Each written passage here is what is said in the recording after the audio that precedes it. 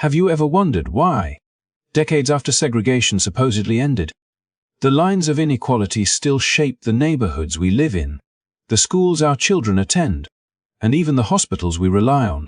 The truth is, Jim Crow did not really disappear, it just changed its outfit.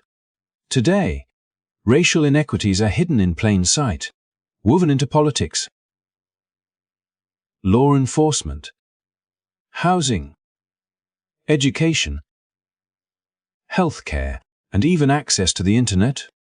What looks neutral on paper often carries the weight of centuries-old discrimination. Imagine walking through two different cities. In one, streets are lined with well-funded schools, gleaming hospitals, and high-speed internet at every corner. In the other, schools struggle with outdated textbooks, hospitals are understaffed, and digital access is painfully slow. These differences are not coincidences. They are the modern footprints of laws and policies designed generations ago to limit opportunity for Black Americans. And here's the part that most people do not see. These inequities are not just about numbers, they control real lives. They decide who gets to vote, who gets a fair trial, who can build wealth, and who can access opportunities that others take for granted. From political representation to property ownership, from public health to education, the same principles that once enforced segregation quietly shape outcomes today.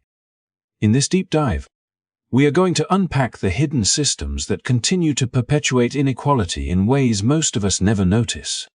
We will explore the legal precedents, the economic structures, and the social practices that have evolved from Jim Crow but are still very much alive. By the end, you will see how history connects directly to the choices, challenges, and opportunities facing communities today, and why understanding this matters for everyone. If you are ready to uncover the hidden history shaping modern America, make sure to like, subscribe, and hit the bell icon so you do not miss any of the stories that reveal the truth no one else is telling. Picture a map of America, its counties and districts neatly outlined, each representing the people who live there. Now imagine that the numbers on that map, the very numbers that decide who holds power, whose voices are heard, and which communities get resources, do not actually reflect the people who can vote, but instead include thousands of individuals locked behind prison walls. This is the reality of prison gerrymandering, a system that quietly inflates political influence in rural districts where prisons are located, while simultaneously muting the voices of predominantly Black urban neighborhoods from which these incarcerated individuals come. In practice, it works like this. When lawmakers redraw legislative districts, prisoners are counted not as residents of their home communities, but as residents of the districts where the prison sits. On paper, it may look like a neutral administrative detail, a simple way to satisfy population requirements. But the consequences are profound. Entire urban neighborhoods lose representation, because the population numbers are artificially siphoned to rural areas, boosting the political weight of voters who have no connection to the people behind bars. The impact is not theoretical, it is tangible, measurable, and deeply unfair. Historically, this tactic has roots that stretch back to the Reconstruction era, when Southern states sought every possible method to minimize Black political influence. Laws that disenfranchise people through felony convictions, mass arrests for minor infractions, and punitive legal loopholes were paired with counting those same individuals for representation purposes in white majority districts. The system ensured that even as Black citizens were stripped of the right to vote, their presence could still be exploited to empower others, reinforcing a racial and political hierarchy. Today's prison gerrymandering is a more sophisticated version of the same strategy, wearing spreadsheets instead of uniforms and census forms instead of overtly discriminatory laws. Take New York before the reforms of 2010. In several upstate Senate districts, the population quotas could only be met because of the massive prison populations housed there. In one district, more than 10% of residents were inmates who could not vote. Yet their very presence gave local lawmakers a political edge far beyond what the free residents alone would allow. This artificial boost created incentives not for justice or rehabilitation, but for maintaining high incarceration rates. The system rewards the districts where prisons exist while punishing the neighborhoods that lose their residents on paper. The human cost is invisible to many, but it shapes the political landscape profoundly. Communities sending residents to prison see their influence diminished, their concerns sidelined, and their ability to advocate for better schools, healthcare, or public services weakened. Meanwhile, legislators representing prison-heavy districts wield power not because of engaged constituents, but because of bodies counted without voices, creating a cycle where political clout is derived from disenfranchisement. Prison gerrymandering is more than a bureaucratic quirk. It is a modern embodiment of a historical strategy to concentrate power and silence certain populations. The consequences ripple outward, affecting laws, local budgets, and the very way democracy functions in these communities. It is a stark reminder that even as the overt signs of Jim Crow have disappeared, the principles that once justified exclusion and manipulation of Black Americans' political power have evolved, leaving behind systems that continue to shape who gets heard, who gets counted, and who ultimately decides the future. The invisible lines drawn on a map today are a continuation of a story that began over a century ago, a story in which representation, access, and justice are still not equally shared. Imagine walking into a courtroom, expecting impartiality, fairness, and justice, only to realize that the system has already stacked the deck against you. The invisible hand of historical inequity often guides every interaction, from the selection of jurors to the routine traffic stop that may have brought you there in the first place. Jury selection, while ostensibly neutral, can still be used as a subtle instrument of exclusion. Prosecutors have at their disposal peremptory challenges that allow them to strike potential jurors without providing justification. And though the law now forbids discrimination based explicitly on race, the practical effect often mirrors the patterns of Jim Crow-era exclusion. Black jurors can be removed on technicalities, body language, or minor perceived flaws, leaving panels that fail to represent the communities they serve. Each time this happens, the courtroom loses its role as a space of impartial judgment and becomes another venue where historical inequities are quietly enforced. The very roads leading to these courtrooms tell a similar story. Traffic stops, long assumed to be routine or benign, function as the modern-day equivalent of the vagrancy laws and loitering ordinances once used to control black mobility. Minor infractions, an unlit brake light, a slightly rolled stop sign, or even a vehicle that appears out of place can trigger encounters with law enforcement that spiral into citations, fines, and sometimes arrest. The consequences compound rapidly. A missed payment on a court fee or a suspended license can escalate into a criminal record, disproportionately affecting those already marginalized. The system treats the enforcement of seemingly neutral laws as a tool for filtering who enters the legal process and who is left outside, creating a choke point reminiscent of Jim Crow as street-level control. Even once inside the courtroom, language becomes a barrier to justice. Defendants, witnesses, and plaintiffs who are not fluent in English often face proceedings without competent interpretation. In some cases, interpreters are unavailable, inadequately trained, or translate into a dialect the participant barely understands. Civil cases involving housing, wage disputes, or asylum applications are especially vulnerable, and the consequences are severe.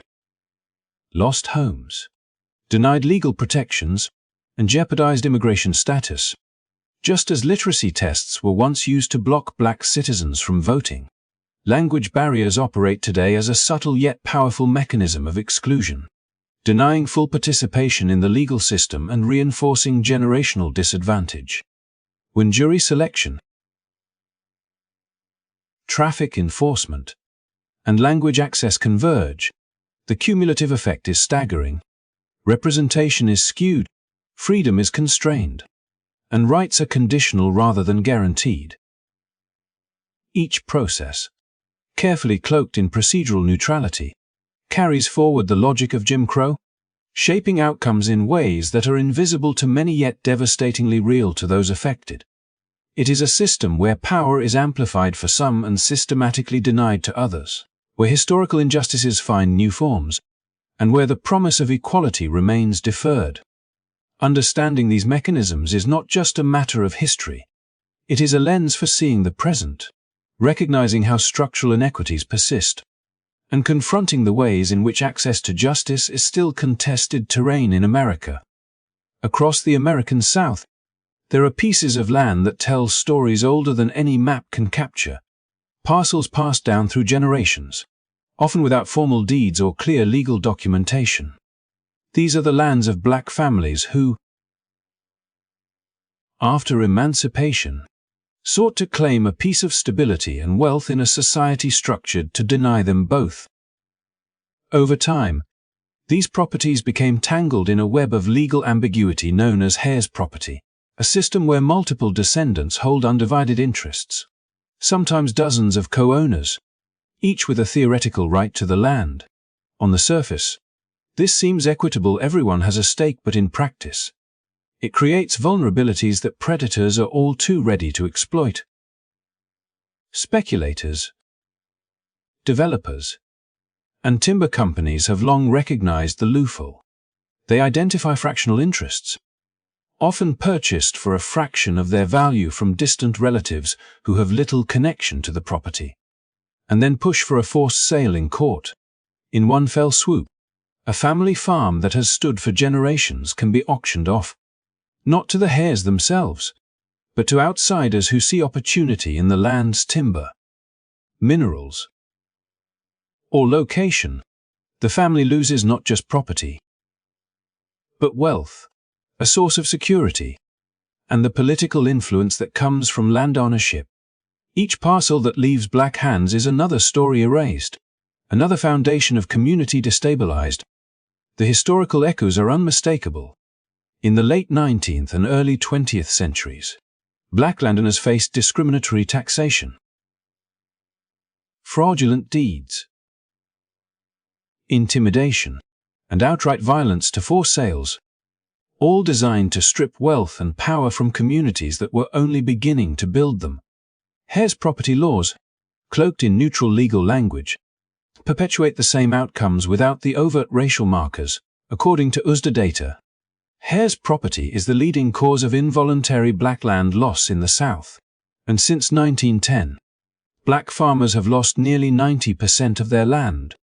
The consequences extend far beyond the physical acres. They undermine intergenerational wealth, erode political agency, and destabilize the very communities that survived slavery and Jim Crow to lay claim to their own land. Even efforts to reform the system, such as the Uniform Partition of Heirs Property Act, which grants families the right of first refusal and requires appraisals in court, have been unevenly adopted across states. In many, the pattern continues unchecked, allowing a few $1,000s to buy control over land worth millions. The result is not just a transfer of wealth. It is a transfer of influence. Land shapes who can vote, who can access local resources, and who has a voice in zoning and taxation decisions. Losing land is therefore more than a financial blow, it is a loss of political footing. Cultural continuity, and the ability to participate fully in civic life. This cycle underscores a broader pattern in which the legal system, while ostensibly neutral, has historically facilitated and continues to facilitate the displacement of black communities. Heirs property is a modern incarnation of that systemic design, quietly reinforcing inequality under the guise of law. Understanding these mechanisms is essential to grasping how structural barriers persist, shaping the distribution of wealth, power, and opportunity even generations after the formal end of Jim Crow. The land may seem permanent, but without protection and awareness, it can slip through hands that have fought for it for decades, leaving families and communities to rebuild what the system quietly dismantled. Step into a neighborhood where the buildings are worn, the streets bear the scars of neglect, and the hospital down the block struggles to keep its doors open. This is a reality for many Black communities across America, where access to quality healthcare is shaped as much by history as by current policy. In predominantly white and affluent areas, hospitals boast gleaming facilities, cutting-edge technology, and specialists in every field, ensuring that patients receive prompt and comprehensive care. Meanwhile, just a few miles away in neighborhoods that were systematically redlined decades ago, medical facilities are often underfunded, overcrowded, and lacking essential resources. Emergency rooms fill faster than they can accommodate. Wait times stretch into hours, and the availability of life-saving specialists is limited at best. The consequences of this unequal distribution are far-reaching. Chronic illnesses that can be managed or mitigated with timely intervention often escalate into emergencies, and preventative care is difficult to access, leaving residents more vulnerable to health crises. Even when patients make it to the hospital, treatment can still be compromised by implicit bias. Studies repeatedly show that Black patients are less likely to receive adequate pain management, more likely to have symptoms underestimated, and less likely to be referred to specialists compared to white patients with the same conditions. These disparities are not coincidental, they are the echoes of a medical culture forged during an era when Black bodies were considered inherently different, and often less deserving of care. Beyond individual hospitals, environmental conditions compound these health disparities. Industrial facilities, chemical plants, and waste sites are disproportionately located in or near Black neighborhoods, creating invisible yet persistent threats to residents' well-being.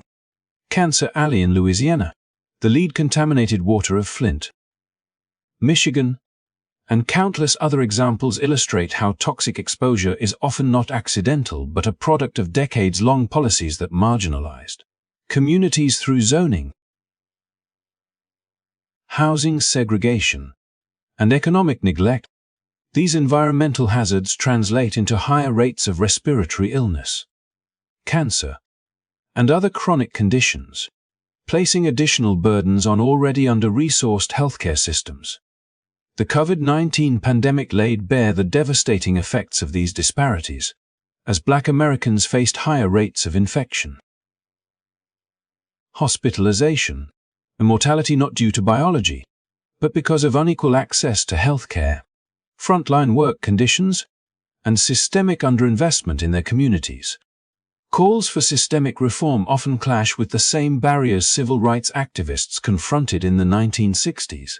Political resistance to allocating resources to communities that had been underfunded for generations. The results are a continuum of disadvantage, where historical inequities in healthcare infrastructure, combined with ongoing social and economic pressures, perpetuate cycles of illness and premature death. In this landscape, hospitals are more than treatment centers, they are indicators of the broader social architecture. The unequal distribution of medical resources, compounded by biased care and environmental risks, mirrors the same structural inequalities seen in voting, land ownership, and education. The logic remains consistent.